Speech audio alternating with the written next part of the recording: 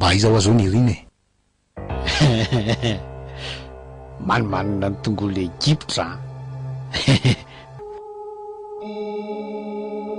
zao no izy misy olona mety azoko akana renseignement ihany any alao tomoriko kely zay de lazaiko anao zay mety ho valiny zao makanao eo ara-pitso maraina mandeha mamoaka amin'ny fetritsika de mba lazainao am'izay zay vaovao azonao any io ndray ianao randrenja ny ato tsy tiako ty mivadibadiky ty tena tsy fidiny any zany za hoe de anao fananina an'izany zao no izy rangaty asa kosany de za foana netefatra eto am'ty fiainany ty mba anjaranao ndray zao manaraka ny sitrapoko mila 20 millions ho azo zao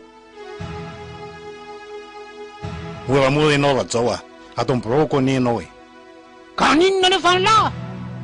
zao no izy na ianao hivoaka moramora eo na ny sécurité no hitafafika anao any zay tiany la na tsika selano miresaka na zasy marianina bokako any ny resaka landy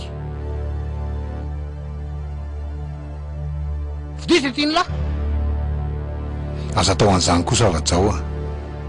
ndriandrina hoe eny resa de langy e zany alao hijanonao amitsika samy lehilahy tapoza hevitra la miandry ataoko ihany ny angina fa ohatra ny tafahoatra loatra ny vavany la sangenaka ty mitako mivolako hoe miary eva fotoana de fotoana ka tarabanky ariako ataoko ahoany fa lako anangina amezako aniny averenao ry tobilako hoe tsisy tobila mivery zany le tsy eo raha pitsy la tonga aveo de mena ny volany la aiza mody diny la ao an-trano ao de atao lany opération aza mifanendrikendrika kely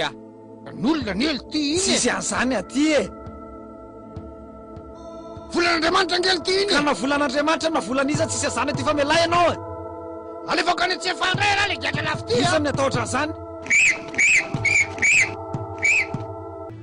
rehefa very rangaty de very programmako ary maty daholo mipitakososa zao avy eo